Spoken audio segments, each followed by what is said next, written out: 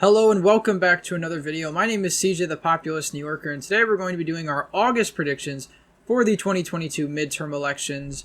This time we're going to be taking a look at the Senate.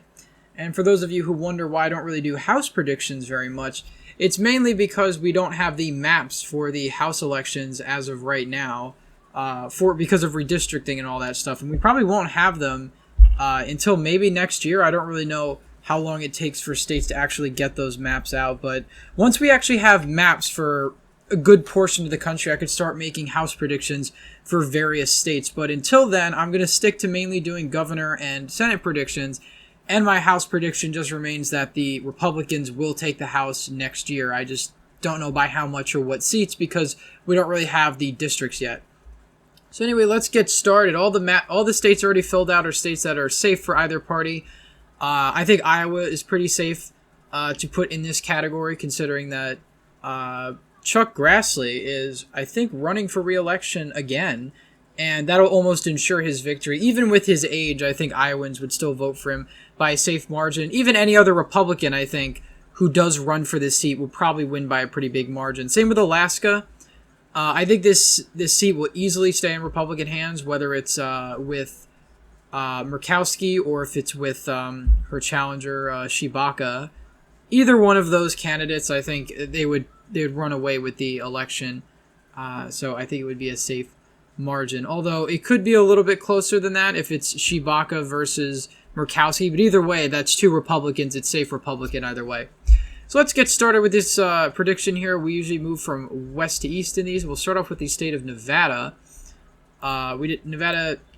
We look at the 2016 presidential election map. Nevada actually was one of the only Clinton swing states to get redder from 2016 to 2020.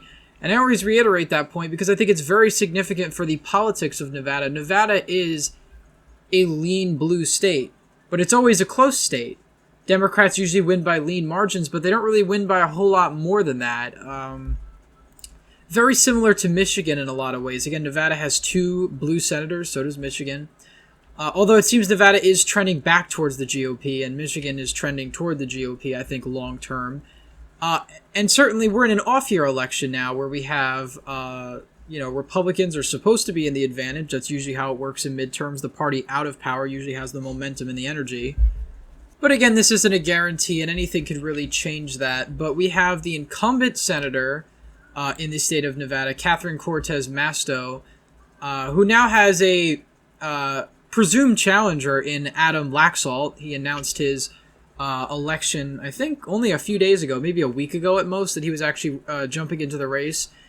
And he was widely expected to run, but now that it's official, we might see some more polling on this Senate race going into the future. Again, we have no general election polling for the Nevada Senate election as of right now, although interestingly enough, Catherine Cortez Masto has a primary challenger who actually ran for governor and U.S. Senate. I'm assuming challenging her from the left.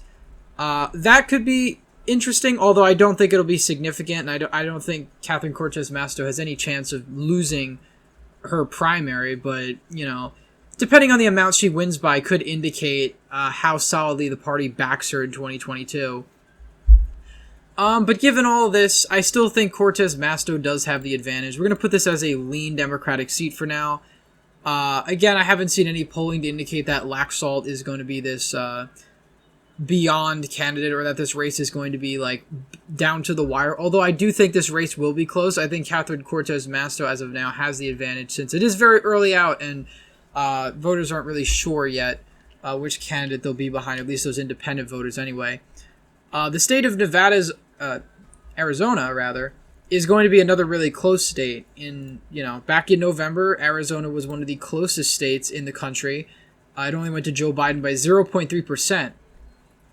And, in 2016, this was a state that went to Trump by, I believe, 3.5 or 3.6. So a decent swing toward the Democrats. But again, Hillary Clinton's vote total in Arizona, I believe, was only 44%. So Joe Biden, plus 5. Trump only got really plus 1%.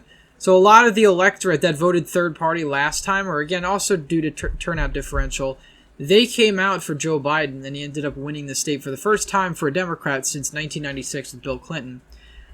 That same year, we also had the election of Mark Kelly. Now, Mark Kelly is up for election again because he's filling John McCain's seat. Back in 2016, John McCain won this Senate seat by 13 points, basically.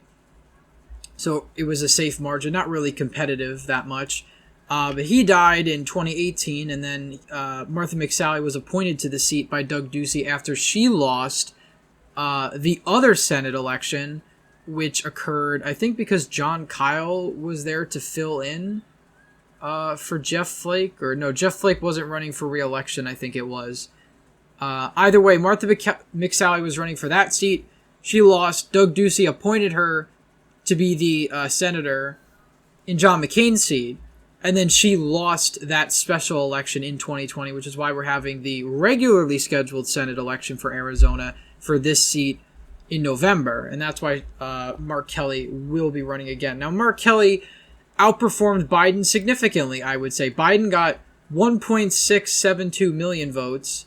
Mark Kelly got 1.716. So you certainly had Trump voters that voted for Mark Kelly.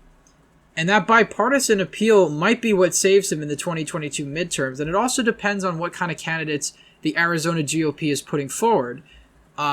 Arizona, in terms of a general election, do not really like Trumpian Republican candidates. They like very establishment Bushite candidates, sort of like the Doug Duceys and stuff like that.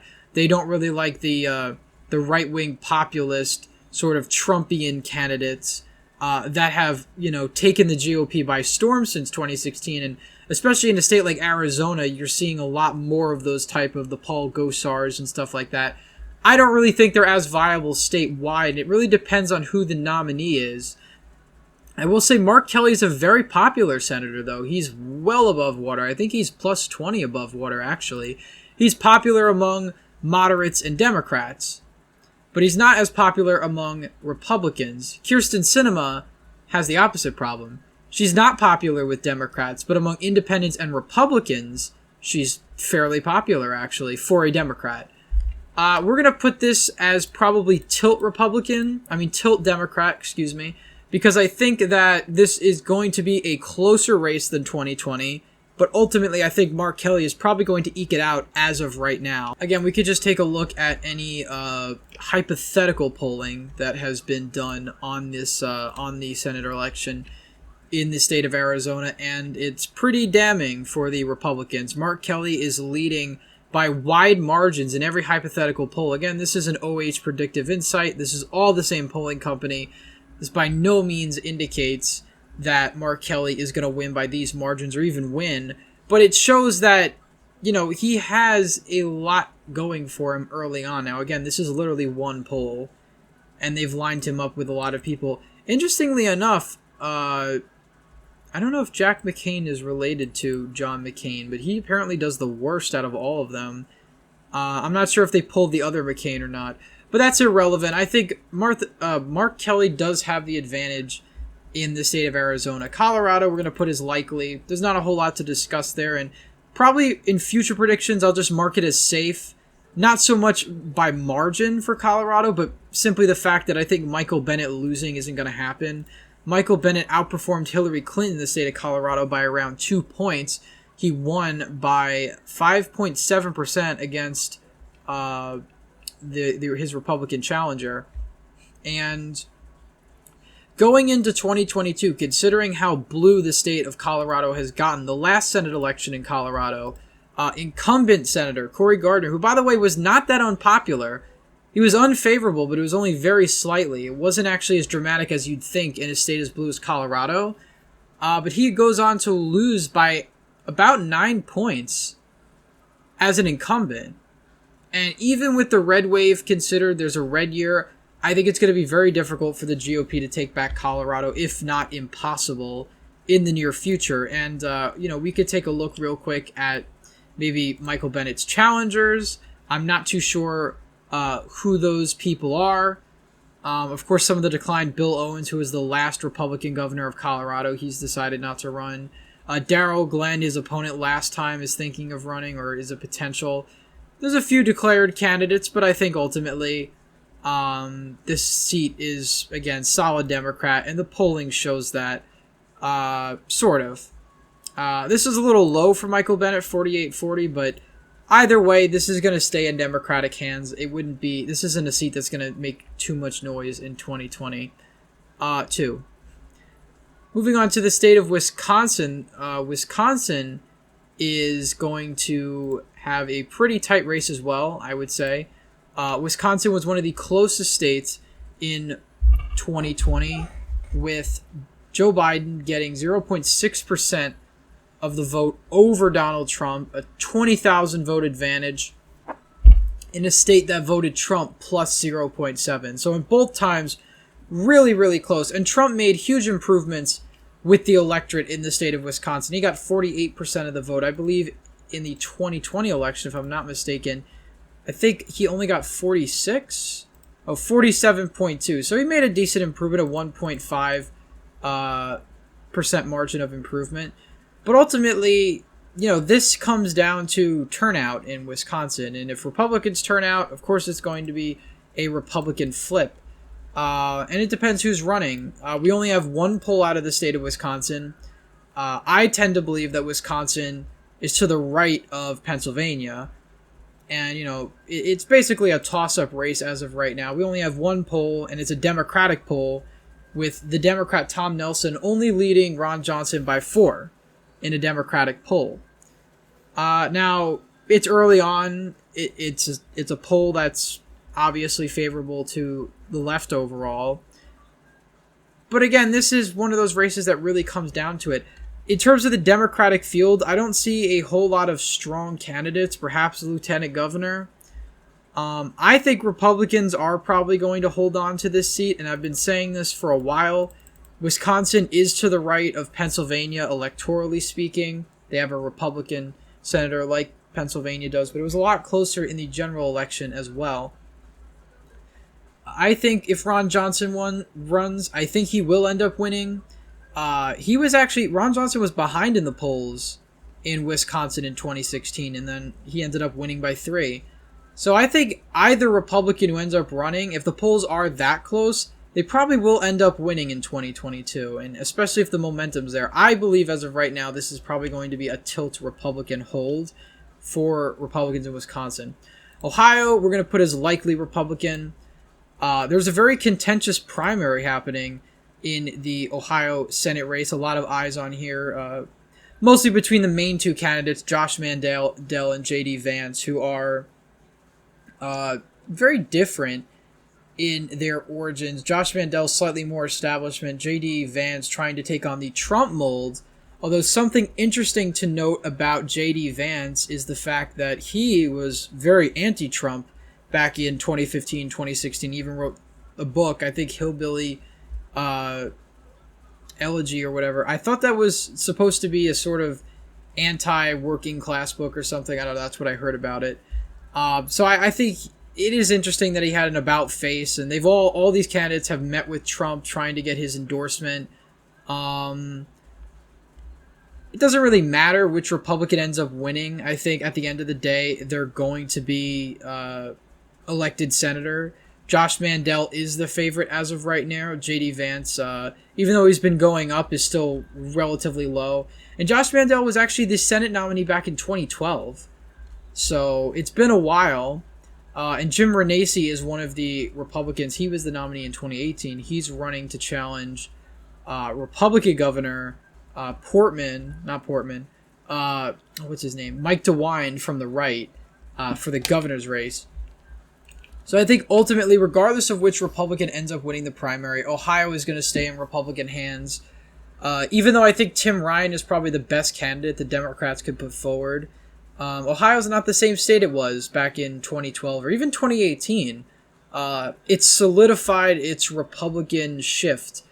Donald Trump barely lost any ground, and he actually gained in some counties in northeastern Ohio. I don't think that's a shift that you stop in a midterm. I think it's near impossible that Democrats win back Ohio in this midterm. Moving on to the state of New Hampshire. New Hampshire is always hard to predict because it comes down to who's running. And it comes down to one man, Chris Sununu, who's the incumbent governor. if he runs in the Senate race, I say it flips. If he doesn't, probably doesn't flip. Maggie Hassan beats all the other Republicans except Chris Sununu.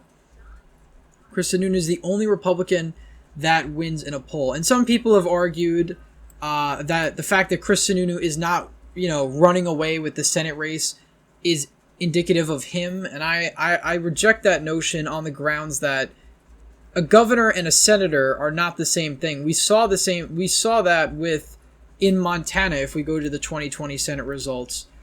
Steve Bullock, popular Democratic governor, lost the Senate race by a significant amount. So this could play both sides. This could be Chris Sununu's undoing. Although Montana, to be fair, is much more partisan in federal elections than New Hampshire is in terms of margins and all that stuff. It really depends if Chris Sununu runs, which way this is categorized. A lot of people seem to think he is running, although he's expressed interest, but that's it. And the party's been trying to draft him, the Republicans have. So it's really hard to determine whether or not he's going to run. But since he hasn't run, and he hasn't announced yet, I would say this is definitely a lean for Maggie Hassan. I don't think she'll have a problem holding on to this seat in 2020, in general. Next, we go on to the state of Pennsylvania. Pennsylvania is one of the closest states this time, and I've been saying that about a lot, but all of these states in 2022 are going to be very close. Nevada, Arizona, Wisconsin, Pennsylvania, New Hampshire, North Carolina, even Georgia. These states are all going to be relatively close, so I always say that because, if Democrats have a good or bad night or Republicans have a good or bad night, really depends on turnout and which party's base turns out. That could swing a lot of these seats in one direction or the other, depending on how big of a wave it is. Pennsylvania is I've always said the Democrats have a slight advantage in this Senate race. And the reason is because they're running a strong candidate. Now, a lot of people disagree with me. I think John Fetterman is the strongest candidate the Democrats could run. Connor Lamb, who actually ran a more moderate campaign, a moderate to even conservative Democratic campaign when he won his House election in 2018. He's since moved more into the, establishment Democratic column. He famously held up I think it was an AR-15 at one of his campaign events back in 2018. And that's certainly not the kind of Democrat you're going to get in 2020. And I think that's going to hurt him in a lot of parts of the state. So I think he's certainly the weaker of the two nominees.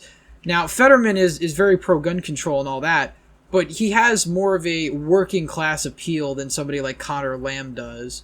And he has a strong base of support in the western part of the state, western PA, where he's from. He's from Braddock, Pennsylvania, which is in Allegheny County, Pittsburgh.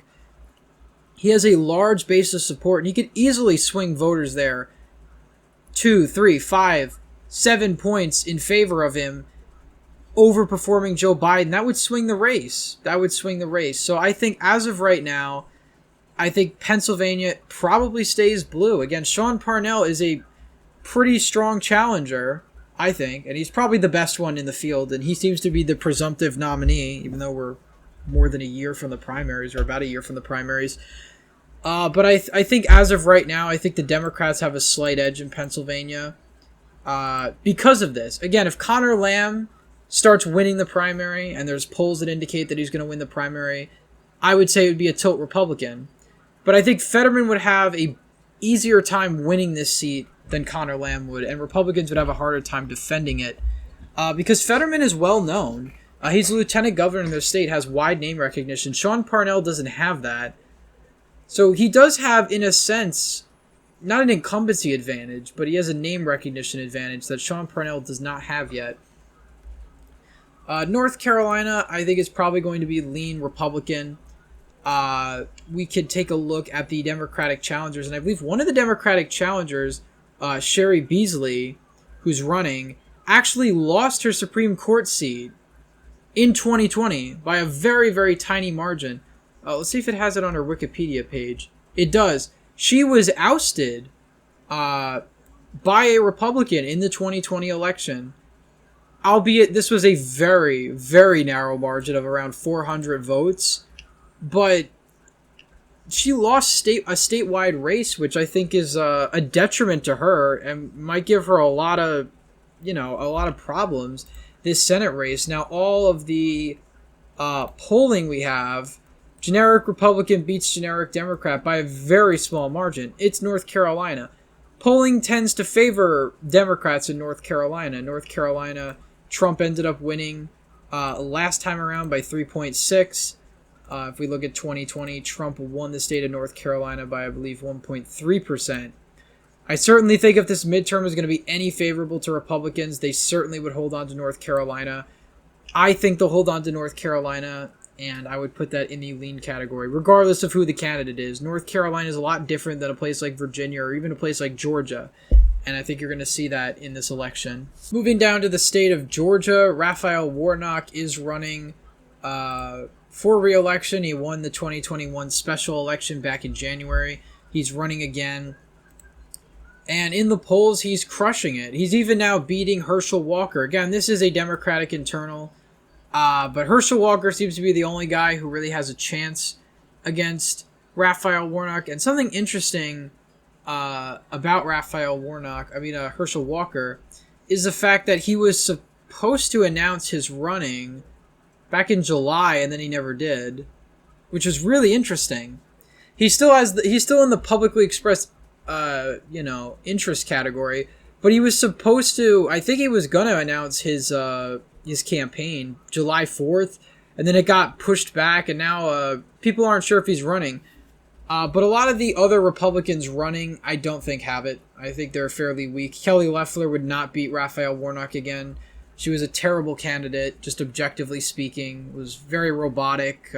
If you watch the debate at all, Raphael Warnock won just because he came across as more human and more engaging with voters. Loeffler was a terrible campaigner. So was Perdue, but not nearly as much. But I think Loeffler certainly would lose to Warnock. Doug Collins might lose to Warnock. And Herschel Walker seems to be the only one that has a decent chance against Warnock. So I would think for now, we're going to put this in the Tilt D category. The only reason I don't put it as lean is because this probably will be a Republican year where there's more energy on the Republican side. But again, Georgia's one of those states where if we look at the 2020 results, Joe Biden wins by 0.23% in the presidency. In the Senate, we have Raphael Warnock winning by 2 whole points. And I think that's very significant. That's very significant. These suburbs in Atlanta show no signs of snapping back at all, in my opinion, for Republicans. And I think for Democrats, this is a huge victory. It seems like the state of Georgia will be on lock for them very soon, to the point where it's possibly a likely or even safe blue state because of how quick the Atlanta metro area is growing and how Democratic it's gotten so dramatically, to the point where you have a county that Trump only lost by, I think it was 5 points in 2016, go plus 21 for Raphael Warnock.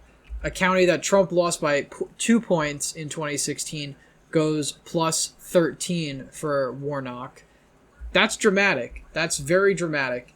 And I think it's going to stay in Democratic hands because of that, which is what, as of now, puts us one pickup for the Democrats in the Senate. And finally, the state of Florida. I'm going to put it as likely since the polling has gone down a bit, but I wouldn't be surprised if Rubio wins by a safe margin. We'll just put it as likely just for now. But Rubio's going to have no problem running for re-election again. If we take a look at the polling in the state of Florida, Florida is a state that bucked the national trend in 2018, voted red, voted for DeSantis, and Rick Scott, ousted an incumbent senator in Bill Nelson. And ultimately, this is a state that polling average, Rubio's up by 6. Biden was up in the polling average on the day that Trump won by 3 points in November. I think Rubio has this race in the bag. I think overall, he's going to win probably by a likely or even safe margin. So I don't see this Florida as being really competitive. And if I were the Democrats, I wouldn't focus on Florida. The states Democrats need to focus on to win the Senate are the ones here: Pennsylvania, Georgia, Wisconsin, I would still put energy in, even though I put it as tilt R. Democrats can easily flip that seat. And New Hampshire, depending on who runs. Of course, Arizona and Nevada as well.